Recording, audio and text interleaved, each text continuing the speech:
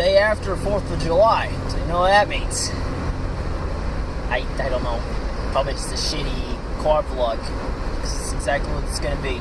I guess something occurred to me last night when I was watching fireworks. It's just how almost disconnected we are from the history of what happened, in 1776. People think we won our independence in 1776. I'm like, no, we didn't. Basically, I mean, I'm not a huge expert on the American Revolution, but I think I'm enough of an expert to say that that's basically when the war started, was 1776. Because basically before that, like, any fighting that had occurred was basically just like a small rebellion. After we had signed the Declaration, after we had declared our independence, we made it sound like to the world that we were our own sovereign state.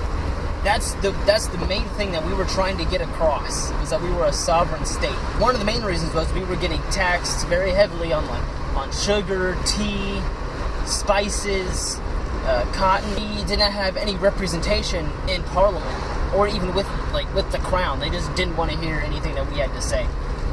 So they just taxed us heavily, and that really pissed off a lot of producers over here, that's mainly what America was for Britain. It was just basically a big factory supplying all of their supplies that they needed to fuel their empire.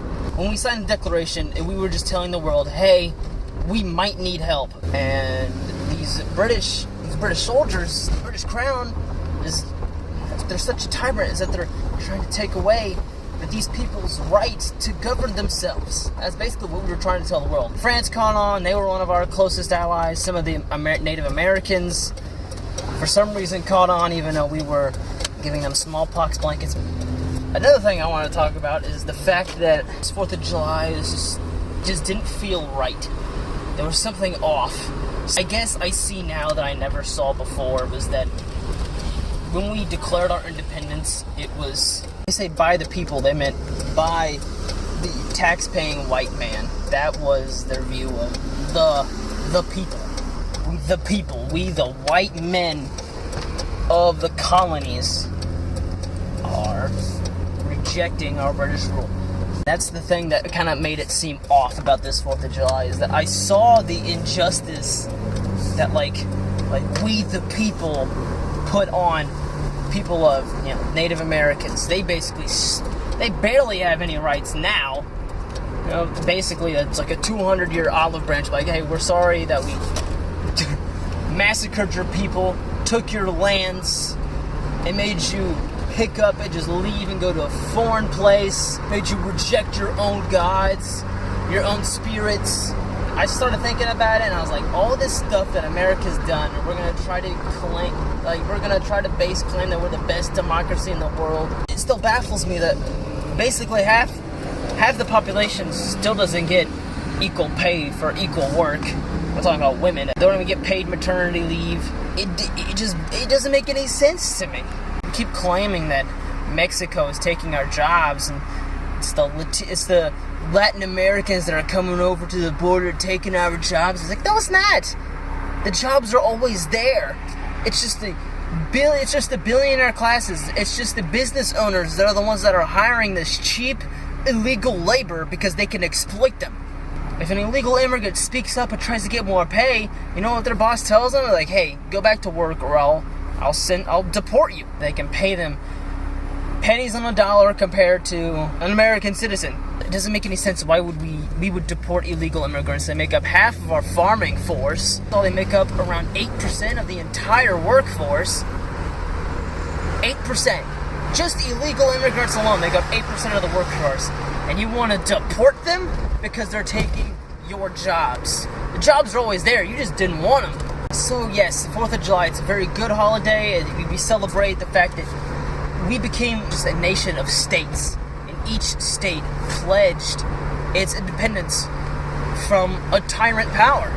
And it's a very good day. It's a day to rejoice on, but it's also a day to look back and see what America was like then, and see what America is like now, and notice that we still have so much more to try to accomplish. We still have so much more to do to have equal rights for every American citizen. And illegal immigrants. We need to make that process easier to be a citizen, because I don't know what all the fuss is about illegal immigrants, because if you go back and you look, it's starting to sound like Donald Trump, but if you really want to know where your family came from, you're not native to this land either. If you have white skin or black skin, you are not native to this land. We basically are all immigrants except for the Native Americans. They're the only people who are native to this land. So to say like, oh, all illegal immigrants need to leave, you're just basically just a 300-year hypocrite at this point. So I guess what I'm trying to say is, embrace all Americans, whether they are illegal aliens, legal immigrants, who are trying to make it here, who are trying to become American citizens, because this is the promised land. This used to be the greatest nation on earth. This used to be where all the opportunity, all the money was. So basically, I'm just saying, is like, embrace everyone. Embrace all Americans. It doesn't make any sense to hate each other just because, it's like, oh, I don't like that black guy across the street because he's black and I'm white. He's not American. Bullshit. He is. He's more American than you are, probably. The first settlers who came over here with the slaves packed them into slave ships. Thousands of people at a time below deck, so cramped and close that they couldn't even